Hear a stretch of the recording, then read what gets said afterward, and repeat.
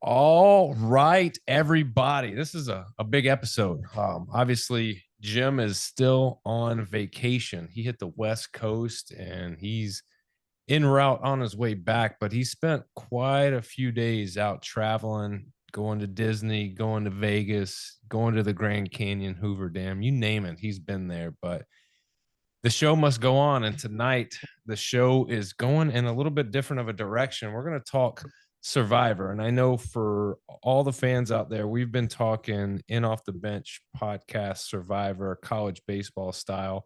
But tonight's a little bit different. We're actually going to talk to Sifu, who is a participant on the actual show Survivor, and he's going to give us his insight for the game, the show, the TV, the drama, all of that.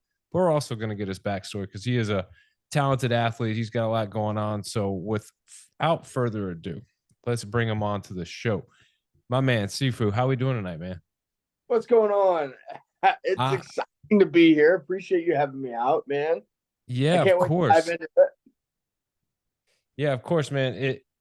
I had to do this episode because I'm a huge Survivor fan, and when Jim asked me, he's like, "Do you want to do this?" I was like, "Hell yeah, I want to do this. Are you crazy?"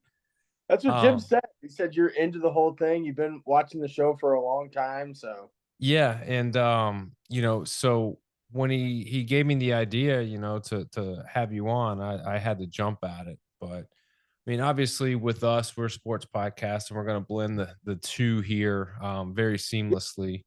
yeah. But man, I want to start with you a little bit, because your last name, I've heard it pronounced 1,000 different ways. So give me the pronunciation of your last name and just the background and the culture and what it means. Sure. So my title is Sifu, and my that is it. Pretty much just means master instructor, Okay. and that's what everybody calls me. It's kind of like a something I earned over the years of doing martial arts, right? So, but it's Sifu Nicholas Alsup, and so that's my full name for everybody out there if they want to, look at it. But like if you're looking at like Survivor records or anything like that, you'll just see Sifu, or my social media and stuff. But I earned it through just literally being a martial artist and getting it through that sort of grind and hard work. So So let's dive in, man. Obviously, yeah, martial art background. Any other sports? Tell me the backstory. Take me to yeah. hometown, growing up. Where'd you grow up? Of course. So yeah, I was a little Panther. I played Little Panther football. We'll go back. We'll go back that far. Uh, Nice. I know. I always had a love for football, um, and that's the sport that really got me into intermixed into martial arts. I think that doing kung fu and tai chi, and then learning football kind of mixed well. Like give and go to be able to hit high or low for different leverage points. I am by default a Chargers fan because I'm from San Diego, so you have to give me some slack there. But uh, living in O'Fallon, Illinois, I have become more of a Chiefs fan, and we're killing it. We're doing great. I got to give it out to Mahomes for being a freaking sniper out there. But anyways, I started when I was young. Love for football. Um, getting to play as a young kid was great, and then I got out of football and got into wrestling in junior high, which was great. And I think that that's a sport that a lot of young men and women should get into just for basic like understanding their aggression and understanding how to work hard and the coach not caring. Uh, I think it's an important sport that builds like mental toughness at a young age. So I got into that, and then the whole entire time, dude, I was doing Tai Chi, which helped me like zen out and be calm and relax. So like with You the had to with you had to have that balance, man. You super yeah, aggressive, then with the Tai Chi kind of bring you back a little bit, man. So yeah, it was great. It was great. that's a great mix and a great balance, man. I tried, well, I didn't try. So I played baseball and football. So in between football season and baseball season, there was this break. Yeah, And our football coaches were like, you should go to wrestling and just do the conditioning. And then the baseball coaches were like, no, just go run and, we'll do off season conditioning. And so I watched the wrestlers do off season conditioning one day and I was like, nah, bro, not for me. Not, Oh, I know. I'm not going to volunteer for that when I don't have to. So I always think about wrestlers. I have some friends that were wrestlers in high school growing up and ended up wrestling in college, and they're wired differently. They're just different Def- dudes. And Definitely. so when you talk wrestling, like I immediately like put you into a category of just Yeah. you're a different breed, man. So um martial arts, let's get into Yeah. that a little bit. So Tai Chi, the first discipline that you started, or was there multiple Yeah. disciplines? Yeah. Tai Chi was the first discipline I started because my father taught me when I was 6 years old. I started it. He had been doing it for a long time. And, learning from your father is like one of the coolest things. It's like a dang movie, right? Every time you turn the corner in the house, you're like throwing a hand and he's like trying to grab you, and your mom's like, cut that crap out. So growing up with that was really cool. And my father had learned in San Diego from this old Chinese man that did not want to teach Americans. Like, it was just not common for them to teach Americans. And my father would stand at the tennis courts yard like many feet away and watch him and try to mimic him. And one day he just came over to him. He said, okay, I will teach you. I will teach you. And took my father in, and it's become a whole family art since then. I've been doing it for 25 years. Jim um Jim would love this if he was here because yeah, he's a big time Karate Kid Cobra Kai guy. So like that gives me like super Karate Kid vibes where the that was guy my across life. the streets not wanting to teach you then ends up teaching you. That's Yeah, it was crazy. my life. So I would say, in younger days, I was doing competitions. I was traveling, and I started noticing that putting yourself up against someone that you don't know, whether it's sparring or whether it's just doing like light taps or whatever, like you have no clue what you're getting into. So I felt like that built something in me, like a mental resilience that couldn't be taught. It was something that you just had to go into. It's like you go to the batting cage, but you've never been in a game. Like, you have to get in the game to know how to hit the ball, right? Right. Because you might throw it differently, whatever, so many variables. So I feel like if you take that in the martial arts sense, I trained so much, and getting into tournaments was actually the best thing that could ever happen to me. I have a ton of medals, a ton of winnings, and all that stuff. And I think that what it taught me, is humility, is a value of trade, because I would have never wanted to learn other arts if I didn't face other arts, whether I'm fighting them or sparring them or doing forms or katas. And so I think that balance has really led me into like learning more about my art, and learning more, not even just about the art, but like whether it's football or whether it's baseball or whether it's any sport, the mental is all the same. You have to persevere through a certain phase of your training to be the best or to be better, right? So that has just been a part of me the whole time. Yeah. Being humbled teaches you a lot. You When you fail, when you lose, Right. and how you come back from that and how you react. I mean, you could go a couple of different ways when you see failure, Right. and being as disciplined as you were and being, with martial arts, I'm sure it taught you how to quickly get past that or cope with it or go, all right, let me look inside of me and see what did Right. I do that caused this to happen, because I don't want to feel like that again. So let's switch it. Yeah. Um, that's the one thing I think that got me into baseball. Really, is I was a pitcher, and I just liked the fact that it was me versus the batter. Yeah. There was like outside. You had a defense, and when the batter swung, hit the ball, like there were other people, and there was a team. I like the team aspect of it there, but Right. at the smallest sense of the game, it's one on one. It's the pitcher versus the batter, and Yes. like sometimes you win, sometimes you lose, sometimes you beat yourself, sometimes they get the best of you by getting lucky. I mean, there's just all of these different factors, and that's kind of similar to any I kind of love. combat sport, where That. it's one on one. How long did you play?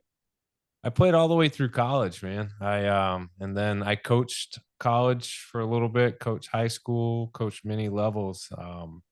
Eventually had kids and had to give it up. Yeah. Did you? I understand. Did you find that coaching helped you understand the game more? I got more satisfaction out of coaching, and I think I understood the game at a totally different level. And I Right. only think that because when you're in the game as a player, things are moving at a different speed. When you're a coach, it's moving fast, but you get to sit back and kind of observe everything. When you're a Everything. player, you're tunnel vision, you're only on like what you see and what relates to you. So, but yeah, I got more satisfaction out of coaching because I love seeing my guys put in the hard work and then see the results come from the hard work. Much like you mentioned with martial arts, that grind that you put in every day, man, that's makes you who you are, and that stuff matters. It does. Um, I would tell you a humbling experience of mine whenever I got a little older is there's this. Have you heard of jujitsu before? Like, oh have yeah, you? Yeah, it's wonderful. It's wonderful. So, jujitsu is what I consider a non-hiding activity, meaning you can't say that you are a black belt and then go against a black belt, right? It's very definitive, and I love that about it. So if you're a white belt, it's very obvious you're a white belt, right? And so one day my friend brings me into a jiu-jitsu school, and I'd been rolling probably for the better half of 6 months at that point. It was like the early days. And I tell you what, humble. When you have, I'm 240 pounds. When you have somebody 130 pounds wrap you up like a pretzel, and it's so humbling. And I say that because it's like, everybody has a little bit of an ego. No matter what you say, you have some sort of ego, and you want to work to, tame that. But you have this, oh, I've been training hard, I've been doing this, and I'll go in there and I'll at least do something. And then you get up against a guy that's 130 pounds wet, soaking wet, and he wraps you up. It does something to the mind, and it's great because then you sit back and you're like, whoa, I have to actually analyze what you're doing and what I'm doing. And then you kick into that kind of coaching mindset where it's like, what are all the pieces I'm missing? right. You know, and so that's why I think it's a good idea for players to not necessarily not everybody's going to be a great coach, but I think it's great for players to sit back and analyze the game as a coach and understand each piece of the puzzle. And that's what I had to do for martial arts going forward because I'm like, if you know one thing, you don't ever know who you're going to run into. That's you, right. you don't know what they know. You got to be So, ready for everything. I right. mean, um, because I've heard stories of people that will go into jujitsu and they've had some type of like fighting training or Yeah. background, and they'll get humbled and they're like, oh, it couldn't be that bad. And it's just like the people in the class, like they just know, like you just stick out, and like Like the a way, sword. yeah, the way they pictured this Sifu is like it was like you circled up and like people would pick people to like roll with, and like you don't know who you would be. It was just whoever picked you. Yeah. And like to me that's bizarre because you got black belts that are picking whoever and they're like, I'm gonna beat the crap out of you. I know. I But know.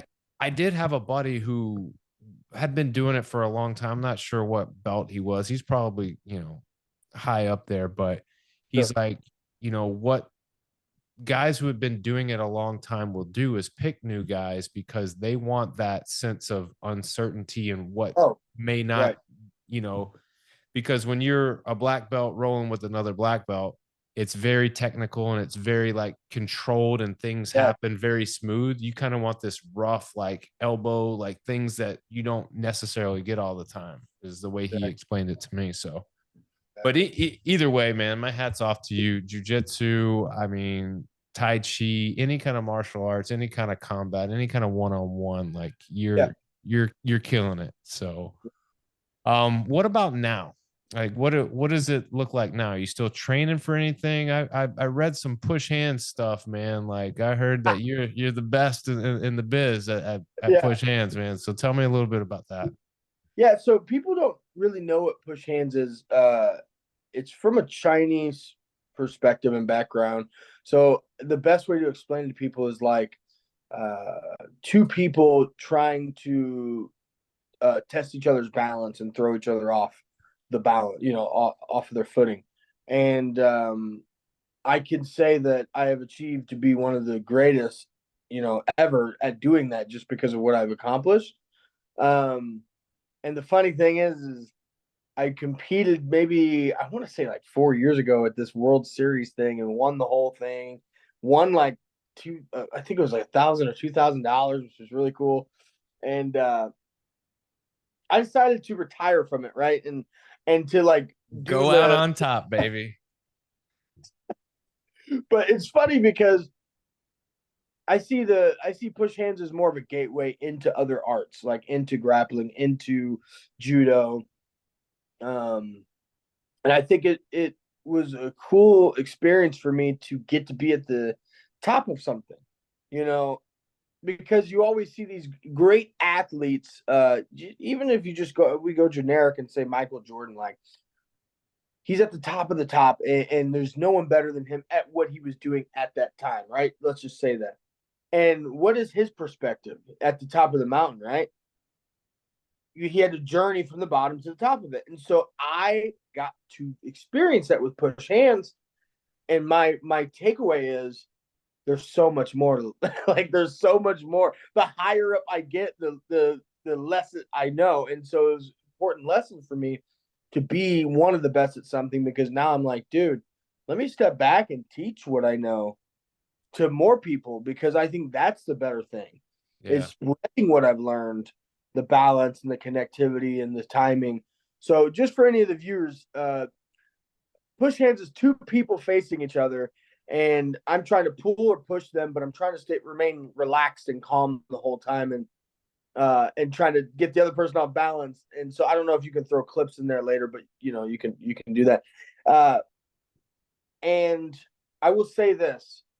My hope with it is to take it into the NFL because a few years ago I went to the MFL minor league and this team called the Cougars I worked with. And there's a clip on the internet of me working with probably about 295 or 300-pound guy. And I said, hey, pull me. And he couldn't pull me because it's a simple Tai Chi technique I do in push hands that I'm one of the best in the world at.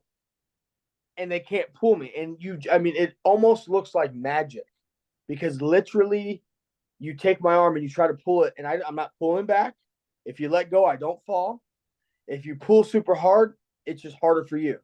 And so this guy was like, hey, don't teach anybody that. That's literally what he says in the video. And so one of my dreams is to teach the O line or the D line this sort of technique of push hands because it would almost be an impenetrable line for someone to get through.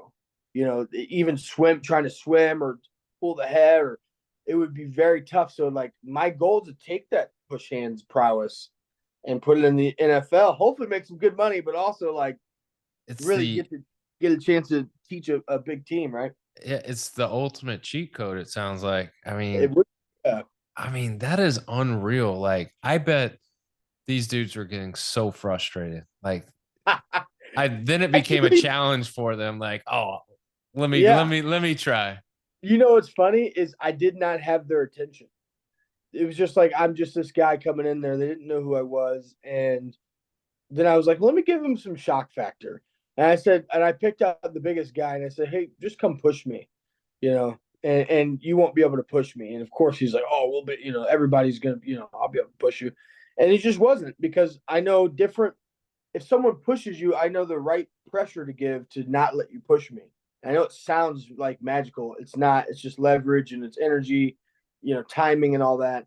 But I did it, and he wasn't able to push me. And they're like, man, he could push anybody. And so I knew I had to get there. It's just like a TikTok video. if you're not involved in the first 5 seconds, you move on, right? It's Yeah. like you've got to get their attention with something kind of cool, and then I was able to like teach them something, which was really nice. But Yeah, yeah, those pro guys, they got to be humble too sometimes. That's what yeah, gets I their attention. want to go up to the pro. That was just minor league. I want to take this up high, but we'll see. I'll get there one day.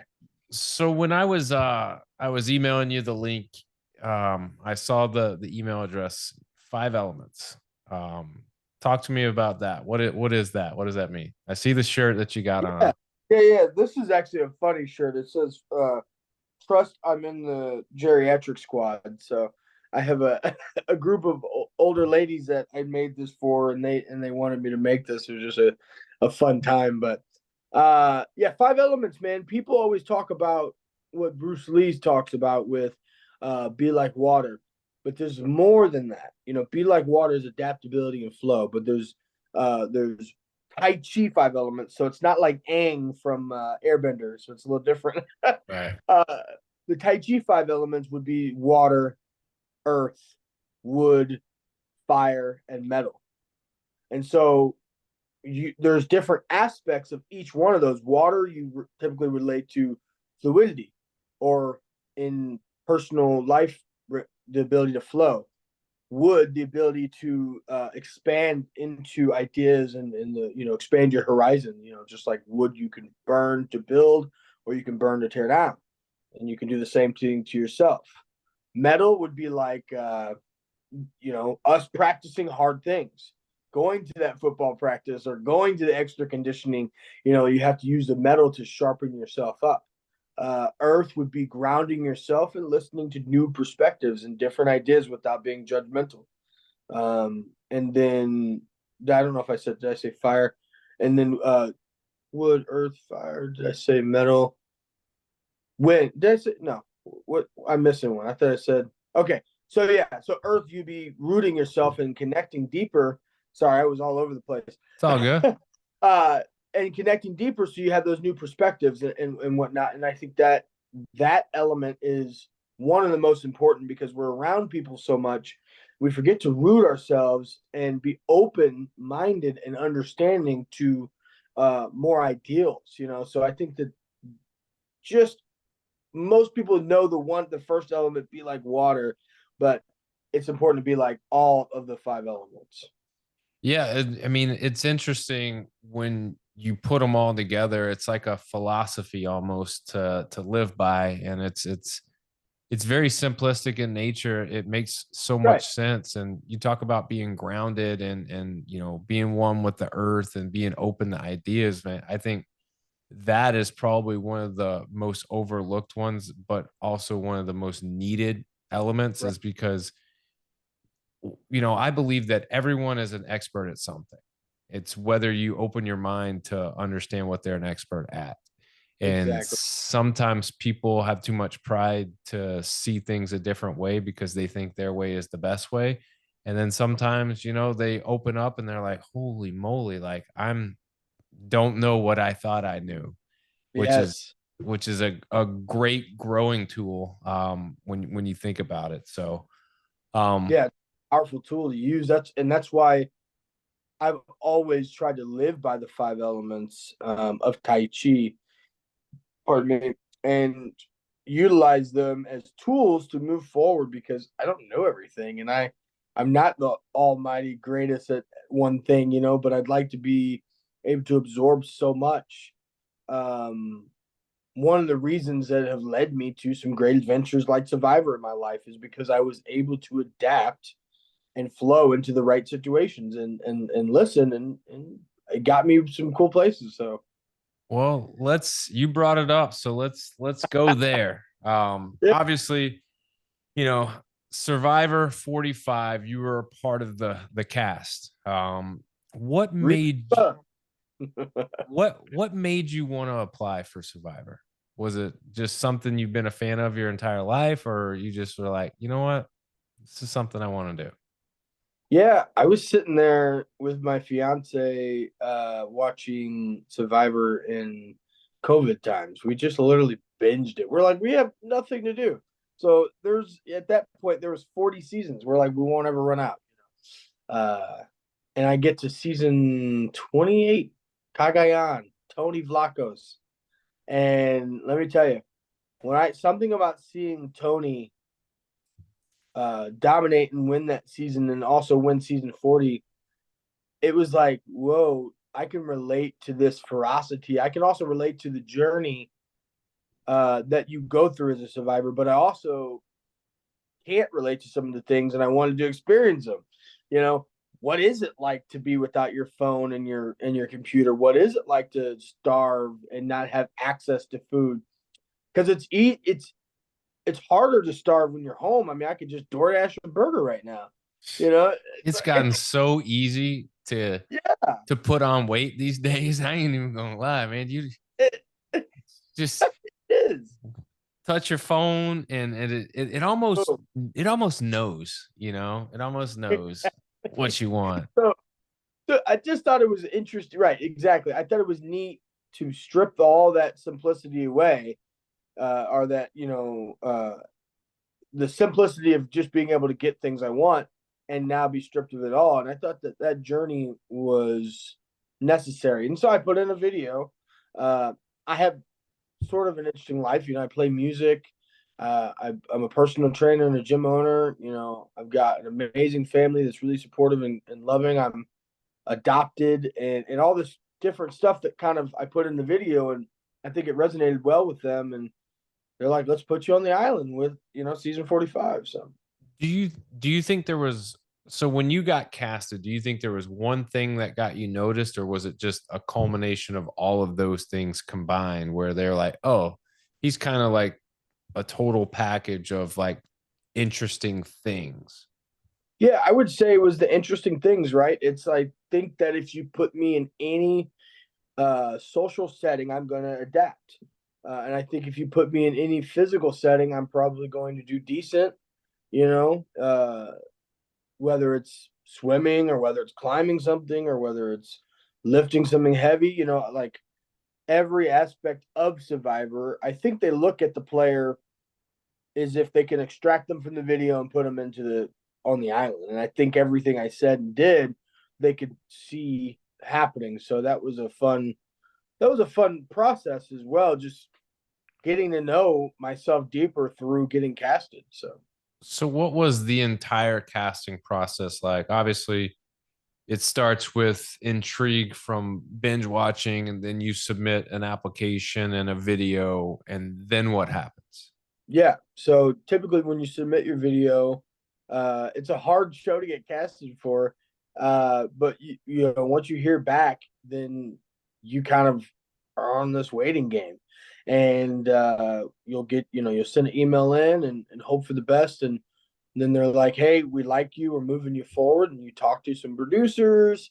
And then if those producers like you kind of move even further. And then they start moving you into the process of getting to know you from a medical standpoint and all these other things to make sure you be fine psychologically and medically on the island. So How long of a period of time from the day that you upload your video and application to the day that you actually get the call or the interview with Jeff or whoever, and they're like, we want you for the show? yeah, I mean, I guess it varies, right, for person to person. Mhm. Um, Meeting Jeff is probably, I would say, like the third step. I think they want to make sure that you can articulate yourself well. You've got a decent head on your shoulders, and then Jeff will kind of have. And the funny thing is, when you talk to Jeff, he's not like vetting you for Survivor. He's just having a conversation. I think that was really cool. It was a little nerve wracking too, because like Jeff probes to me at the time, and even now was like a big deal. And I was like, "Hey, man, I'm gonna be honest, Jeff. I'm nervous." And he's like, "Cool, dude. Let's just chat." And I think he liked the fact that I brought that up, that I was nervous, right? And as opposed to trying to hide it, it's pretty fake. It's like telling someone, "Hey, I'm freaking nervous. I'm kind of starstruck," and then we go from there. They look for that sort of authenticity, but Yeah, I would say that that's about the third step. After that, once you get past from there, I mean, you just have to keep going through the ringer. So Jumping through the tests and the hoops, and yep, I bet it's got to be just a surreal feeling when you open up the computer or the phone, and on the other end is Jeff Probst. He's just like, yeah, "Hey, yeah, how's it going?" yeah. It's not my. It was not my bingo cards. You know what I mean? It No, no. it was like wow. I mean, I'm literally on the phone with Jeff Probst, and anything I say, I felt like could have been potentially under scrutiny or not. It was just like it was like I don't know what he's looking for, and he just says he wants to have a conversation, which was cool. So we talked. We just chatted it up. I think if you get out of your head that they're looking for something and you just relax and be you, which is a lot harder, it's easier said than done, obviously, but that's probably the biggest thing is just being you, like you said, being very authentic Oh, and genuine with your response, being upfront. Hey, man, I'm nervous. right, I'm excited. One, it's you. Two, three, like, am I being tested on stuff? I don't right, know. And so, right. but probably coming out, openly and saying that probably one, it showed, the human side of you, but two, it probably put you in a little bit more of a relaxed state Right. to go through it. But at what point does it become real? Is it when they tell you? Is it when you the first challenge? Is it I think it getting on a becomes plane? real. What?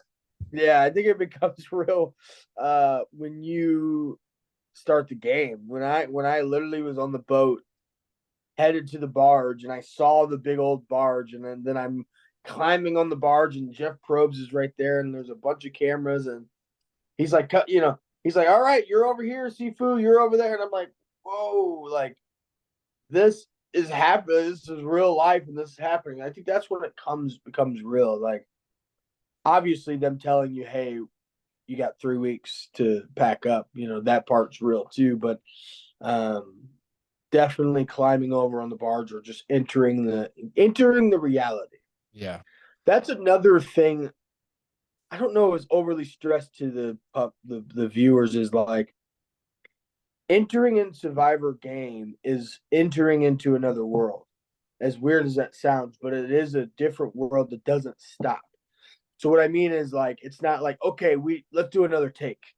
It's like we're going. It's like Mario Kart. You can't go back. Yeah. You know what I mean? You're constantly going forward, and that's what I respect about the game is like you're continuous, and it's not a let's redo this, let's reshoot that. It's like you're going, and Yeah. and when you're out, you're out. When you're in, you're in. So Whatever happens along the way, you got to deal with it. You got to adjust. You got to modify, and then you hope for the best sometimes. yeah, Um, outside of yourself, obviously, when you get there, I'm sure, you're taking a look around, you're seeing who the competition is, you're seeing maybe trying to fill people out for vibes and trying to like get your game plan or maybe your strategy or what you think you're going to play like, in in tight with yourself. But sure, outside of yourself, did you look at any of those people and go, "Oh, I could see them being the winner of this"? 100%. Yeah, I think that's natural. Like uh because it seems like what's interesting is when you look at someone else, you don't feel their angst or anxiety or their disposition or whatever. You might be able to see it on their face a little bit depending on if they wear it. So you can look at someone. So I looked at a guy named Austin. He's a good friend of mine now, but speaking from the first time seeing him, so composed, so relaxed, so like easygoing. And then turns out once we become friends and we talk about it, he's like, dude, I didn't know what I was doing. I was just like, he's like, I had sort of a strategy, but then, you kind of just live in it. And I'm going with him. I'm like, wait, it seemed like you had it all put together. Like you had every move planned out and ready to go. And so once you understand that the other person you think is going to win or has it all together, they really don't, then you got to start relating a little deeper. But yeah, I would say Austin is one of the people I pegged to win. That would be if he didn't have anyone in his way, he would just slice his way all the way to the end. And then uh, another person that would have wiggled their way into the end, I think, is um, uh, Kendra. I thought because she was a wild card, but I feel like she also was playing such a good game. I think Kendra was going to wiggle her way, and then Kelly. So these are people. These are people that I think. I honestly didn't. I didn't think Dee would win until I saw her at the merge, blending perfectly in with everybody, and talking her game up, and also dialing it down like she was playing an effortless game. So it was it was case by case for sure. Was it being there and then day by day? Obviously, you spent 2 weeks there, I think, Yeah, 14 yeah, days. So, of the 14 days, is it really like day by day things are changing and evolving every single day? And then what was happening yesterday is totally different today? yeah, man. I mean, day one you might be eating worms because there's absolutely nothing there. And so you're like, wow, this is literally reality that they're not, there's no catering like around the corner, you know, it's like the camera guys don't have a Snickers that they're going to sneak you or anything.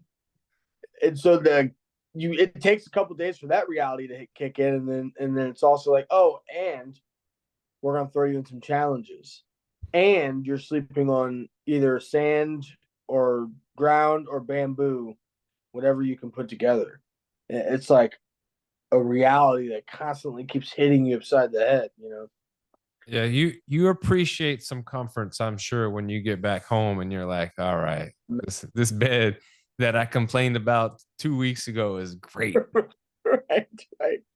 All the little complaints go away. Yeah, definitely, definitely. So take me through your game. Obviously, when you show up, you have an idea and you're in mind, and then obviously the Sure. game starts playing. And what was your game plan from the start?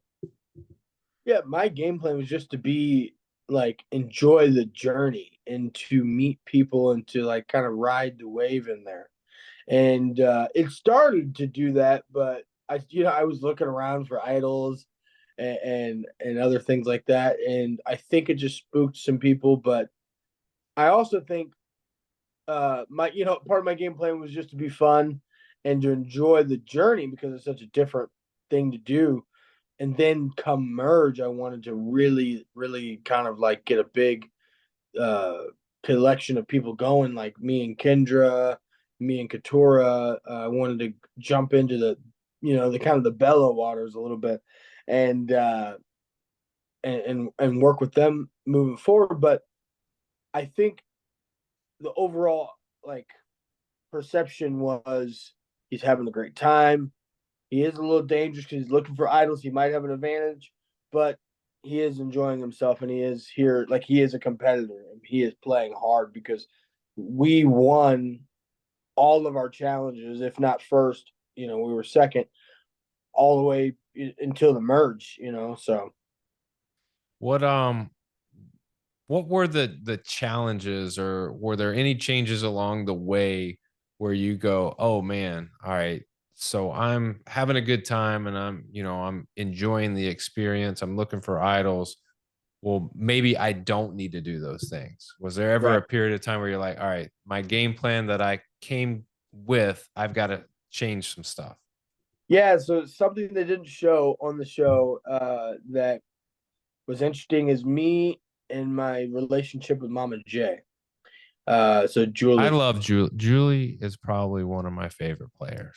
And Yeah. I was rooting hard for her, but I knew, and your boy Yeah. Austin, I knew it was gonna be between them two, and I just didn't think that Dee was gonna let Uh, her stay, because I think if she had of, it would have maybe have been a different outcome. it would have been a different outcome. I mean, Mama J is. Hold on. Did you lose me for a second? No, you're good. Battery cut me off for a second. Mama J is literally absolutely a saint. I love her to death, but she's saved me so many times. So me and Mama J had an alliance, and they didn't really show that. You can see it on that episode where we carry those big structures in, and she's like, "We'd still be in the water if it wasn't for Sifu. We should keep them tonight," you know. And so she was. You can kind of see a little bit there where she was, you know, on my side. But we would go to the beach every single night. We would tend to the fire and we go to the beach. And when I tell you what, man, Fiji Beach is there's no light impedance. It's just like there's a million stars, and they're pulling you into stars. Like it just feels like I can reach out and touch them. And so we just started talking about family and gameplay. And she would tell me, "Hey, you are enjoying life and you're having a good time, but people are taking it as a threat." And so I started to chill out and I started to calm down, and kind of that's how I made my way into the merge and just kind of went with the votes and chilled. But if it wasn't for Mama J, I would have probably been out way sooner. And so I do give a lot of credit to her. And we are buddies in real life. That's I Nice. love Mama J. Seriously, I talk to her probably weekly. Nice. Yeah, Yeah. I mean, I'm sure even, you spend that time there with those people, and I'm sure it's a connection that it's hard to explain to people because Right.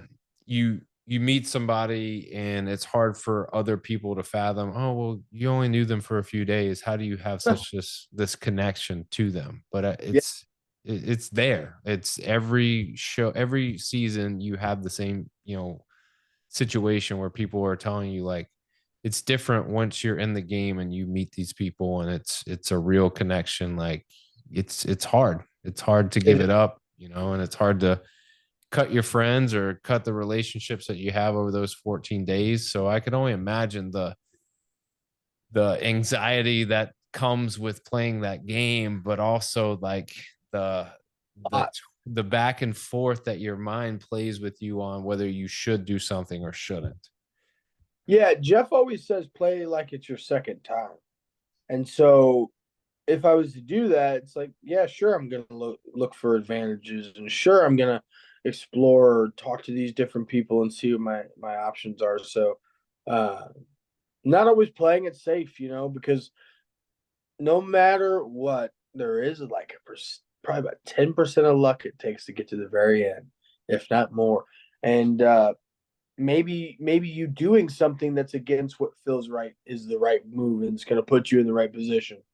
And I did that. I actually went against something, pardon me, that so there was a vote, a historic vote, whenever Caleb got, they say 12, but it was actually 11 votes, but he got 11 votes on his name. Through Uh, his shot in the dark and shot in the dark, right? hmm, And if you go back to that episode, I actually start writing a different name than Caleb. I start writing D because she had voted me for that previous vote. And that moment right there could you imagine? could have changed everything, I right? mean, that is wild. I mean, and Yeah. you've seen that in other seasons where it's been a majority vote and they've talked about we should throw a stray vote out there just in case, I know. just in case. And But imagine what would have happened to me though. I would be gone the next yeah, vote, not Jay. well, Because you yeah, you would have had four other people for sure that were like, all right, you were with us, now you're against us, now we are all against you. So yeah, because exactly. that So Reba tribe wouldn't have had that, not at all. no, no. So I mean, that's crazy. It's just Yeah, it's an unbelievable game, an unbelievable experience. yeah. You know, did you get a chance to watch this past season, season 46? Yeah, I thought it was a thriller, man. So I'll tell you, Q is a good friend of the Yeah. show. We've had him on, we've interviewed him. We actually did a couple live shows when he was doing a watch party, and he is such a great guy. And Oh I yeah. told I told him this. I said, "You're such a great guy, but you're not my favorite guy to watch on Survivor." And he was like, we all got our strategy. We all got our way of playing. I was like, I'm not hating your game, man. It's just you were just tough to Yeah. watch. But Yeah. Sure. I mean, he hung in there longer than I thought. And hell, really had a chance maybe to make it to the final three if one or two things he did differently or played an idol. But did you get a chance to watch this past season? Yeah, so I loved it. I thought it was a thriller. I thought it was exciting. Going back to Q, I think that he played with a little bit more mania than I would have. But when you're in jet, when you're in the game, you really don't know what's going to come out of your mouth sometimes. I mean, there was a time where I was sitting at tribal council and Jeff was talking to me and I can't remember the exact question, but I'm like, yeah, we love Sean and he's a great addition to the tribe, but he's just not the burger I want. It's like, what does that mean? It's like, so you just say stuff that you don't even know. I mean, so I get Q's position of where it's like saying certain things, but I could never offer up myself as quitting or anything like that because of the target. Like it's a serious target. And so now the whole view will go against you or isolate you. So congrats on him though for making the connections after that and moving forward further into the game because I don't know how I would have navigated that personally. I mean, Which that was tough. and when you talk to Q and you know Q, like Yeah. quitting isn't something that's in his Nate. Like it's so far beyond like Yeah. him. And so But I for think, him to just be like, hey, just vote me out. yeah, I'm yeah. like, come on, dude. Like There what are was a you? piece of me that understood his accountability thing he was talking about, though. I get Yeah. that you need to own up to a part of your like, hey, I messed up, I slipped up, it's my fault. I get that part, but I think it went a little far with the quitting, Yeah. but the offering yourself up. But other than that, I mean, the season definitely kept you on your toes. It was a lot of different twists and turns. What was your favorite part of that I season? think I think Maria and Charlie and her um not backing him, I think was the big thing. And all of that, you know, pandering that she gave to him prior to, and then all of a sudden when it really mattered, he didn't get her vote. I was like, Yeah, yeah. and that mattered. That was the deciding vote that she gave to Kenzie, and she won because of that. And had she not and stayed true to her word, would have been a Wow. different story. And I think I would personally like to see them both in another season. I 50? think that would be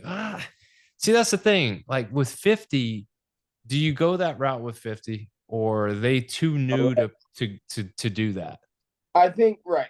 I think when you think of 50, you might pluck one new player from each of the new era from 41 to 40. What's that? 49. So it'd be 9 players from the new season, Yeah. and then you go the rest old season.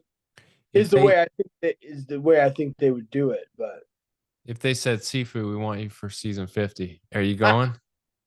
I'm 100% out there, man. Oh, Yeah, definitely, yeah, definitely. You I would have to, right? yeah, Have to. because I don't know if you remember, but I didn't make the dang jury, dude. Oh yeah, that's right. Didn't I'm one I'm one of the people just like Tim and a few others that didn't make the jury because they changed it up. So now it's like trying to think back. Were you part of the double, and it was you and Caleb Caleb? oh, and Caleb made the jury. Yeah. And so yeah, you kind of like obviously I think there's better picks for 50 and I wouldn't throw myself in the mix, but I would love to come back and play and you would see a whole different Sifu. You would see a way different perspective. Um, but I know they're going to bring back some heavy hitters from old seasons. I just know it. I don't think they're going to bring back like a Boston Rob or a Sandra because they've had their day and Yeah. they've done. I think they're going to bring back some big hitters. I mean, I wouldn't necessarily dismiss Rob.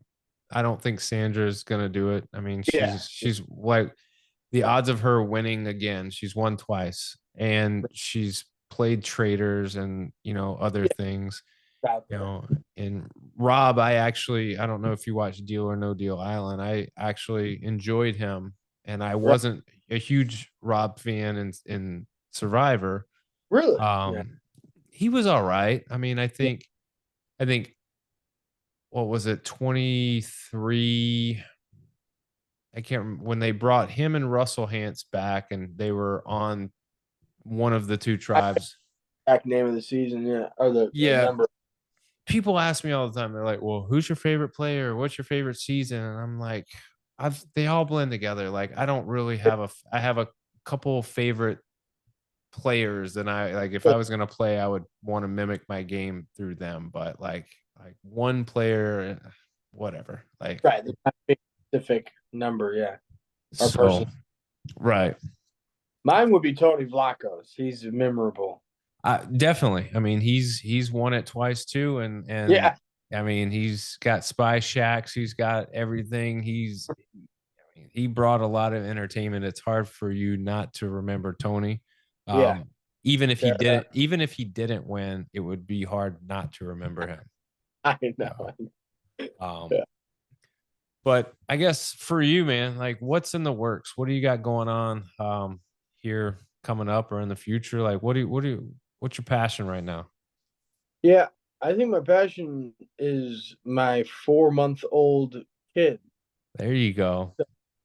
My fiance and I, we are working on that, and we're our first time parents. And man, it's a navigating game, but like we talk about how much indescribable love just overcomes you as a new parent. You're just like, wow, this is great. Obviously the long nights and the different like scheduling and stuff like that comes up, but it's like it's all worth it, right? So um, I think what's new and next for me is just like providing for that kiddo and making sure that he has a solid future and foundation to live with and all that stuff. So Well, before we hop into our game, I'll leave you with these thoughts. And I don't give parenting advice to anybody, but what I will do is give you some reassurance. I have two kids, a 6-year-old and a 15-month-old, and there's no playbook, there's no manual. Parenting is what you make it. So whatever works for you, okay. man. What I will say is that there's only one thing in this world that I know that works. That's just love your kid. Yeah. Love your kid, man. That's it. Man, I'll take that. It's deep, man. Yeah, for sure. It's as simple as I can make it for you. So no, that's the one tidbit that's common sense, but a lot of people don't know it. Yeah. Um, but with that, let's hop in this game. You ready to play this or that? Well, hopefully. I mean, Uh, we'll it, see. it's very simple. So we've had some brainiacs on the show, and we've had some not so brainiacs. So I keep it pretty easy. So this or that is I give you two options. You choose one option or the other. The only rules, you can't say both and you can't say neither. You have to go with your heart, go with your gut, or just pick one. I can do that as long as it doesn't compromise me. No, So it's not going to compromise you. This is a yeah. survivor style this or that. This or that is brought to you by our lead sponsor, Chinook Seedery, the best seeds in the game. If you want 8 flavors, mild to wild, you check them out.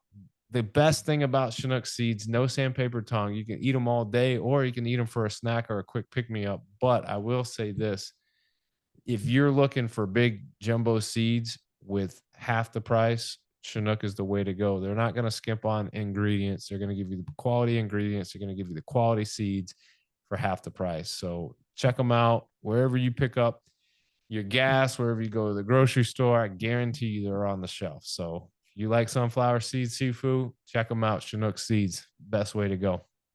I'm in. All right, let's do it. All right, this or that. First question. All right. very easy. Survivor style. Obviously, there's the beach style survivor where you are in Fiji, and sometimes there's a jungle style survivor that was back in the day. If you had to choose between the two, you mentioned the Fiji starry skies at night, but maybe the jungle might be calling you. Which would you pick, jungle or beach? I am going beach. Is it the tigers? Is it the wandering eyes at night in the jungle, or is it just the starry skies and just the beauty of the beach?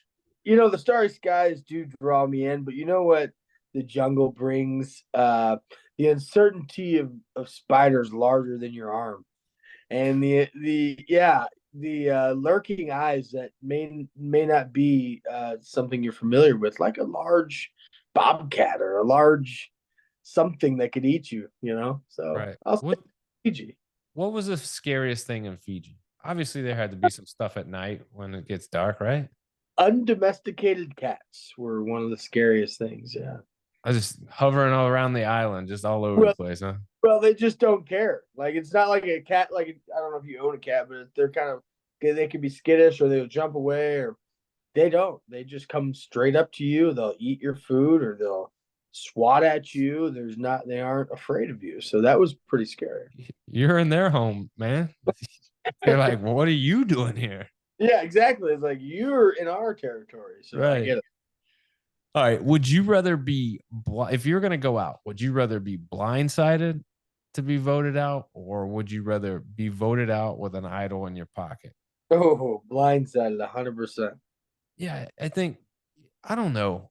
I, Right?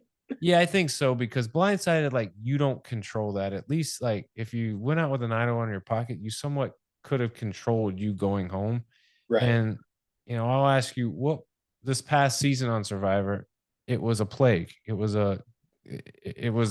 I want this thing to go home to remember this game by, and Right. nobody wanted to play their idol. What did you think about that? The issue with the idol is it's a double-edged sword. It puts a target on your back if you play it, and it also can get you sent home if it's known about. So, you know, if I save myself and play it, well, wow, Sifu went out and found an idol. We didn't even know that. And then if you don't play it, it's like, well, they knew about it, so that's why I'm out. It's like so it's or they didn't know about it and they got it out and they flushed it. So it's one of those things you have to be super careful about. And here's my number one rule. Don't tell anyone about your idol. I don't even care if it is your closest number one. Don't tell them about your idol. Future Survivor players. It's so like it's so hard because if you have an idol and you think no and you think that you found it and nobody saw you find it, you're still going to wonder if people know. I But always what I yeah, do know is if you don't tell anybody, your odds of somebody knowing are very, very, very, very slim. right. I think of an idol like this. Do you have a favorite pizza? Oh yeah, of course. Who doesn't? Where's it from? Oh, is a place called Mellow Mushroom over here Okay, in Tampa. It's mellow mushroom, right? yeah. I've never had it. So, man, it's so good. You want to tell me all about it. You want me to try it, but it's your own personal spot. So if I was to go there, you tell me, you order the pepperoni or you order the, how to tell me how to do it. But here's the thing. This is why I think that an idol is just like someone's favorite food spot or someone's favorite dish, is because you know how to make it perfectly or you know how to order it perfectly. And if you want to tell someone about it, it's only those close people that are interested in it, right? And so now you tell me about the mellow mushroom and you got to get this, you got to get that. But now I'm interested in the mellow mushroom too. But if you would have never told me about it, I would never know about it. You see Right. what I'm saying? Yeah. So it's one of those things where it's your own specific place that you enjoy. And that's what the idol is. When you find it, you have this pride and joy. That's the slice you order every time. I found this. This is mine. But I wouldn't know that. So I feel like people tell other people because it's that hidden gem and it feels so good to know. So it's like, Fair enough. Fair yeah. enough. What do I get at the mellow mushroom though? What do I get? Oh, so there's two pizzas. Obviously, pepperoni Italian sausage. They make like a meaty pizza. That one is good, but they make one that is a white sauce with pesto and mushrooms. Dude, Oh, let me tell you, like it may not be what people's cup of tea and what they think of, but I'm telling you, it is a phenomenal piece of pizza. Love beef it. mellow mushroom. Shout out. I will go Yep. check them out next Yep. time I'm. Free plugs tonight, baby. All right, new Survivor or old Survivor? Obviously, you're a player of the new school version of the game. If you were gonna get the chance to play again, would you want to play in Fiji or would you want the idea of the unknown being somewhere remote? I'm gonna have to go new. 26 days speaks to me, dude. I could not. I mean, 39 days is wild. You know, 39 days is a lot slower. So that's the next question. Yeah, Let's get into that. sure. So which is harder? 39 days or 26? Some would say more time is beneficial than a condensed version. Some people say that that's too many days to have to live that way and have to play the game. So you tell me, which is a harder version of the game, the 39 days or the Sure. 26 days? I'm going 26 because of the new rules. They don't feed you. The 39 days they give you rice and beans sooner. The 26 days they don't. I mean, you don't even know if He you're just getting. cuts a hole Yeah, in the rice and it's like, all right, y'all gonna decide. yeah. And that was only because people had volunteered. Um, so one of the differences. And 39 days, man, you'd have to raise the money. If you did 39 days, you'd have to go 2 million for the winner, I think, because it's just more time away from your family. The price of everything's higher. I just think you'd have to go more money with 39 days. So 26 for a millie is not bad, you No, know. not at all. Do you Yeah. think the do you think season 50 they're gonna go away from Fiji? And do you think they're gonna do 39 days? My suspect I suspect they will. I suspect they'll go longer than 26. I think I vaguely remember Jeff saying he would go to 30 days. I know that doesn't seem like much, but it actually it is.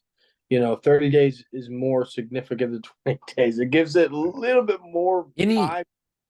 Right, any like an hour longer. I right. mean, a day longer. Like it may not seem like a lot, but it is. It's a ton of time. Five, But 4 or 5 days longer. I mean, that's significant yeah, for to, sure. to the gameplay. So I think they would extend the days to at least 30, not 39. And then I do think they would go to a different location. Yeah. Or if they didn't go to a different location, they would go to a way different scenery in Fiji, just kind of really make you feel like you're somewhere else. So Right. In the final four, all right. Would you would you choose yourself to make fire or would you choose someone else? If you had the choice, you can mm, either make fire and maybe solidify yourself as just this feather in your cap to win, or would you go, no, I'm gonna do the sure thing and put myself in, and you jabronis can go over here and make some fire. I will say after having a kid, I would probably choose not to make the fire because I mean, does that make sense though? 100%. And I'll come back to that, and I'll speak to it after this Yeah, last question. So the last question is the money question. yeah. Would you rather win Survivor or and have the notoriety and the $1 million and all the fame that comes with doing that? Or if I said, Sifu, here is $3 million. You can take that. You won't be the winner of Survivor. You're not going to get a chance to play again, but here's 3 million. You can take the notoriety and the fame of winning and the Hmm. 1 million, or I give you 3 million right now and you just forget about this whole Survivor thing. Ironically, it'd be the 3 million because of the child. Yeah. And not even just that. I think it would just be because I'm not there for Soul Survivor. I know that sounds horrible, but I'm there for the experience, and hopefully getting Soul Survivor would be great. But and playing the best possible game, possible coming back. But yeah, 3 million because I have a family. I want to provide for their future. I want it to be rock solid. So Yeah, we asked the question, we frame it differently when we're, talking to these college kids. And usually like if it's a baseball player, we'll give them the option of winning a national championship or taking the first pick in the draft and $10 million signing bonus that comes with that. And they all, for the most part, there's a couple that have picked the money, but for the most part, they all pick national championship. And I just chuckle because huh. where I'm at in my life, I am not turning down $10 million for I anything, know. Oh, I know. because it is like, as a parent It's of kind of two, crazy. like it's life-changing money for me and my family moving forward. Like that's setting generational wealth, not just, Yeah.